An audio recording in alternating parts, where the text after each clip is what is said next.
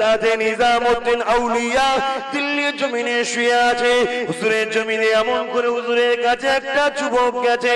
হুজুর দোয়া করেন আমি গরিব মানুষ, বিনা খাটাতে যেন অর্থ পাওয়া যায়। হুজুর আমার মুচকি হাসলেন, বললেন যাও বাবা একটা পাথর নিয়ে আসো, ঢিলা নিয়ে আসো।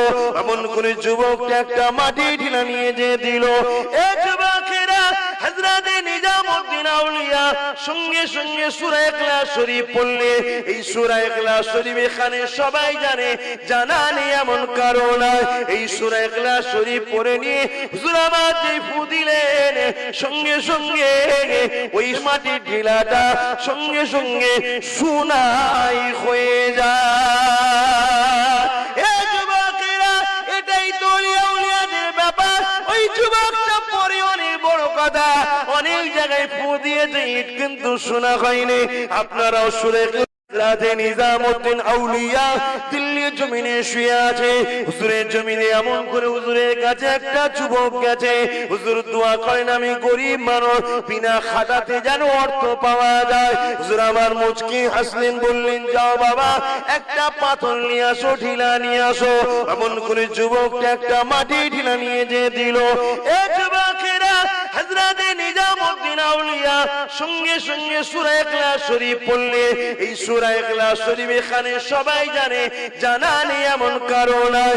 এই সূরা ইখলাস শরীফ পড়ে নিয়ে হুজুর আমার যে ফু দিলেন, সঙ্গে সঙ্গে ওই মাটির ঢিলাটা সঙ্গে সঙ্গে সোনাই হয়ে যায়। এ যুবকেরা এটাই তো আউলিয়াদের ব্যাপার। ওই যুবকটা পরে অনেক বড় কথা, অনেক জায়গায় ফু দিয়েছে, ইট কিন্তু শোনা হয়নি। আপনারাও শুনে রাতে নিজামউদ্দিন আউলিয়া দিল্লির জমিনে শুয়ে আছে। হুজুরের জমিনে এমন করে হুজুরের কাছে একটা যুবক গেছে। হুজুর দোয়া করেন আমি গরিব মানুষ, বিনা খাটাতে যেন অর্থ পাওয়া যায়। হুজুর আমার মুচকি হাসলেন, বললেন যাও বাবা একটা পাথর নিয়ে আসো, ঢিলা নিয়ে আসো। এমন করে যুবকটা একটা মাটি ঢিলা নিয়ে যে দিল। এ যুবকেরা হযরতে নিজামউদ্দিন আউলিয়া সঙ্গে সঙ্গে সূরা ইখলাস শরীফ পড়লে।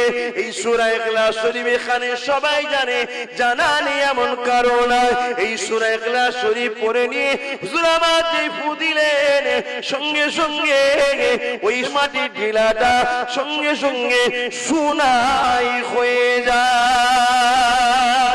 এ যুবকেরা এটাই তো আউলিয়াদের ব্যাপার। ওই যুবকটা পরে অনেক বড় কথা, অনেক জায়গায় ফু দিয়েছে, ইট কিন্তু শোনা হয়নি। আপনারাও শুনে